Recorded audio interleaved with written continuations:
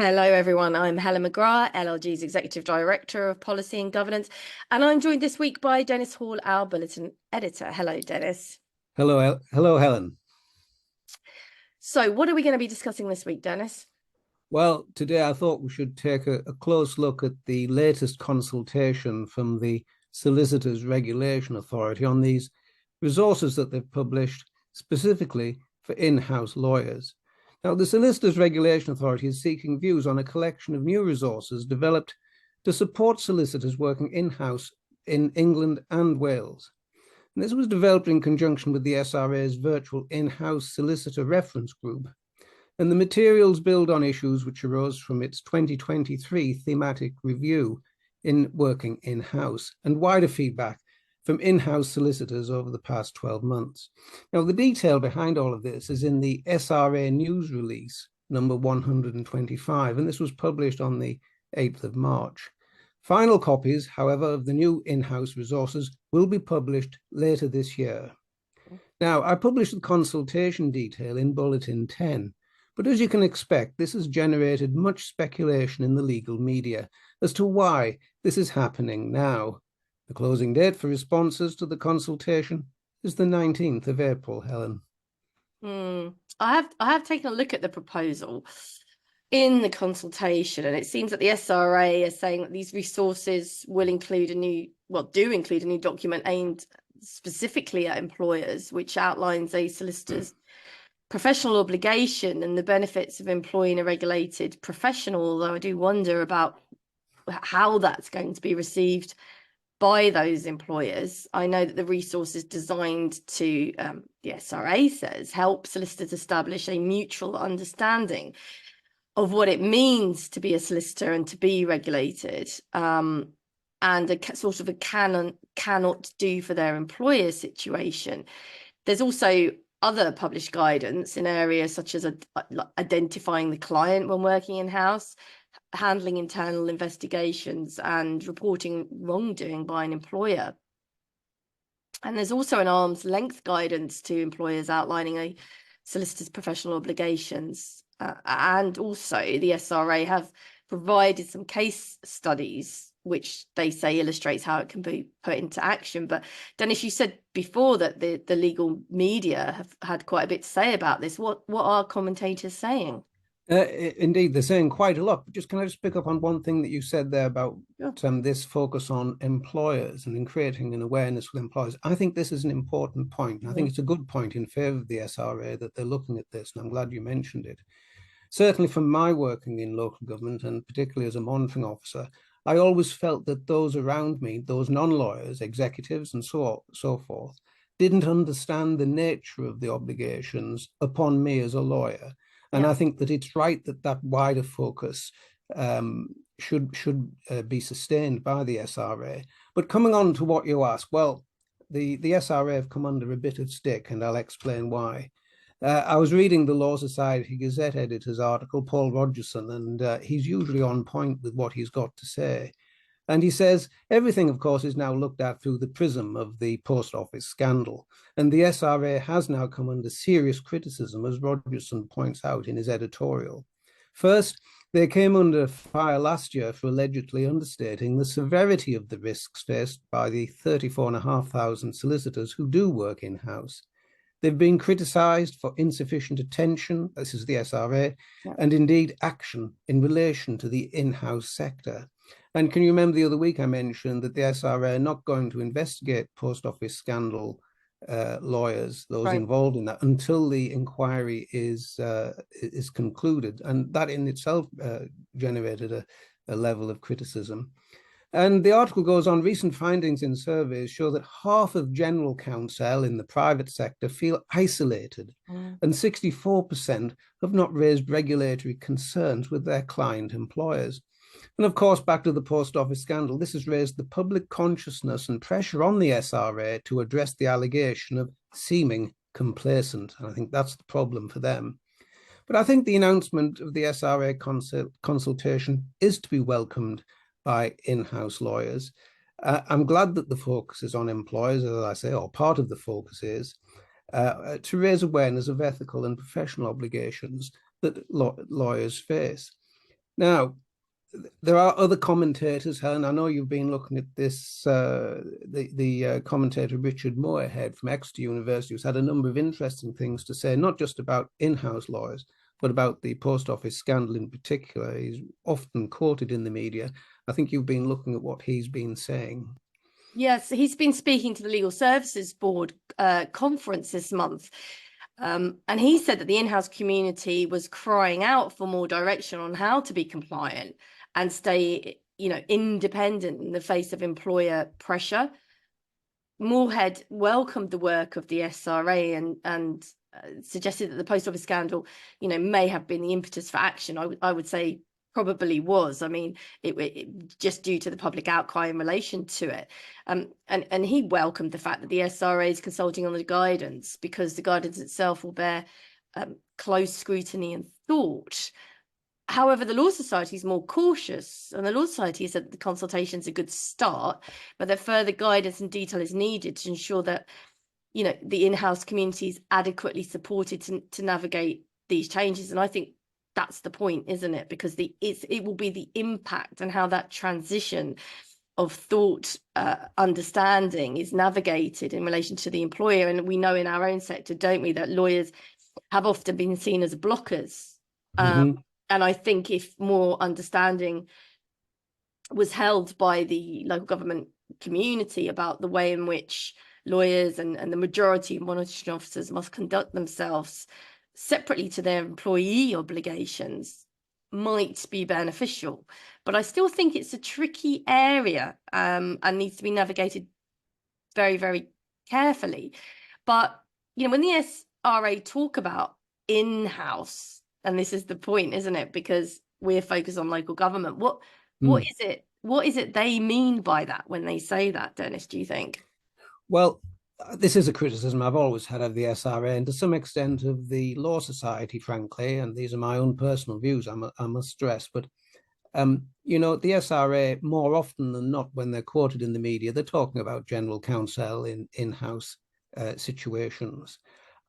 I query how close they are to what we do in local government and the very specialized things that monitoring officers do in relation to governance and maintaining constitutional requirements of a local authority. I don't know how much under the bonnet they've been with the work that we do and the things that are unique to us.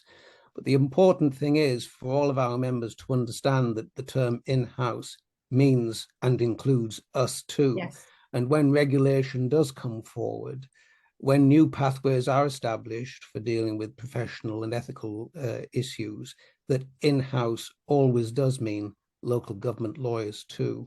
But I put this to some extent at the door of the SRA and the Law Society. Having said that, in the latest guidance, there are references to new pathways for escalation of issues concerning professional matters that will operate through legal departments when problems arise. So they've got some traction on those questions that we deal with in difficult circumstances. And they do mention the role of the monitoring officer in some of these escalation practices that they mention. So yes, our members need to be alive to these things and to be aware that the new regulations that are inevitably going to come forward after the post office scandal, they will be of concern to us. They will affect and direct our attention. Well, yeah, excuse me, I think that's right.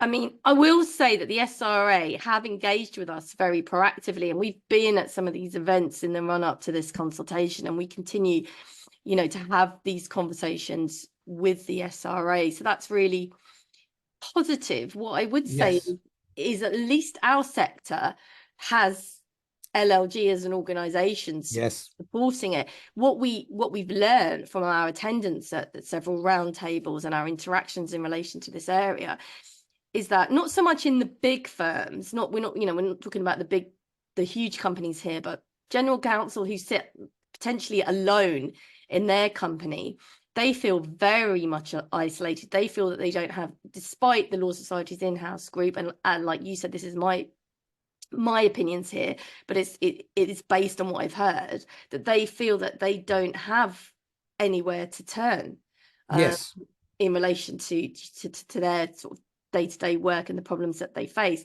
And I think that as much there's definitely parallels between the role of the monitoring officer and the role of general Yes. in-house. And I think that can be a lonely place to be for them. So let's hope, really positive things come out of this piece of work, because, commentators and we know ourselves that the post office scandal is just one example of how decision making and practice within large institutions can go disastrously, wrong, and where lawyers are either not providing the necessary checks and balances or are directly or indirectly contributing to unacceptable activity by not being able, for whatever reason, to do their job and stick to their professional obligations. So, the focus is on the question of whether lawyers in large organizations are truly independent in the in-house environment, Dennis. Yes. And I think many commentators have also concluded, and I sort of agree with this, that both in-house in terms of general counsel and to some degree in our own environments, lawyers do not have the proper support or pathways to escalate issues relating to professional ethics. And in many cases, where there are difficult situations, we rely on the strength and moral courage of individual solicitors to say, right, enough, I'm going to step in and do something about this. But that's more about checks and balances and moral courage rather than specific rules and specific professional guidance and support. And I think it's all of these other things that need to be formalized now, so that those pathways, I've used this word repeatedly today, there need to be pathways to escalate problems that arise in relation to professional ethics. They're absent from our area. I do feel, and again, this is my own view, looking back over many years, that the SRA concentrates more on private practice regulation and ethical issues. There's never been an intervention relating to a solicitor working in-house. As far as I can recall, I'll stick my neck out in saying this, the main focus of regulation has been private practice solicitors. And as we said at the beginning of this piece, a quarter of solicitors are in the in-house environments. That's right. And it's on the increase. So it is time for change, and it is time, as the SRA clearly recognized, it's time for new regulations that will be of interest to us. Well, I'm certainly aware of referrals to the SRA in respect of in-house. We had one particular one in relation to an MO, but that wasn't picked up and taken any further. It was dismissed from the outset. And in my professional career, I'm aware of one person holding themselves out. But aside from that, you're right. There's no, in terms of the conduct that we're seeing through the post office scandal, certainly I'm not aware of anything in that regard either, Dennis. Yes. So. I might have used the wrong word by saying intervention. And if I have, then I think it's right that the SRA should look at whether they have powers to intervene in an in-house practice, in an in-house employee environment, to take steps to remediate or prevent problems arising or getting worse. And I know the post office scandal is, and rightly so, in the front of our mind. That was an extreme example of things going wrong across the board. But there was nothing anyone in the SRA did or seemingly could have done in order to bring that to a halt sooner rather than later. I don't recall any interventions before this time in relation to those matters.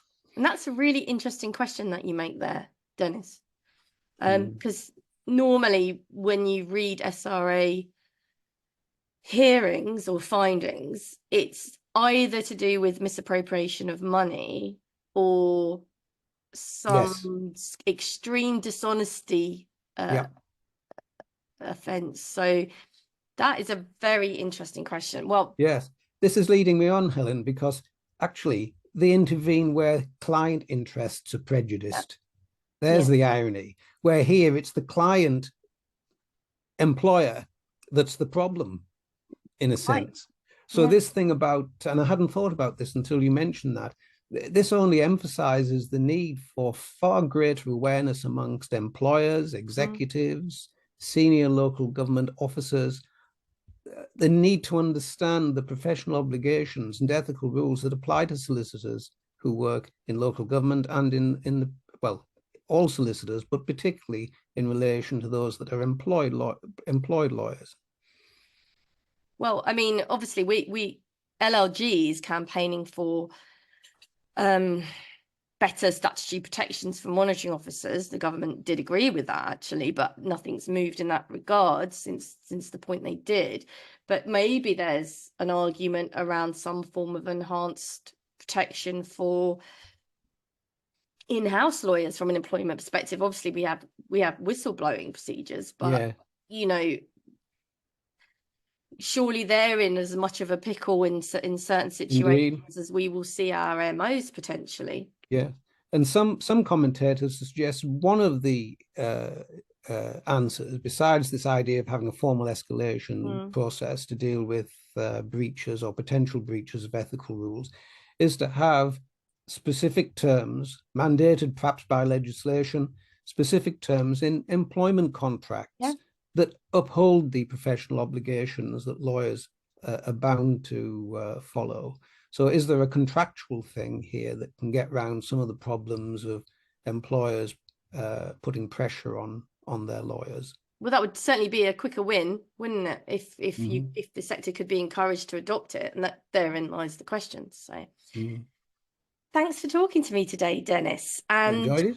For all viewers, don't forget to listen to the Grapevine podcast and take a look at the detail in the LLG bulletin for all the local government legal news you need to be aware of. On that note, we'll be taking a short Easter break next week, but we'll be back very soon and with some guest appearances. So look out for those. So on that note, goodbye from me. And from me too.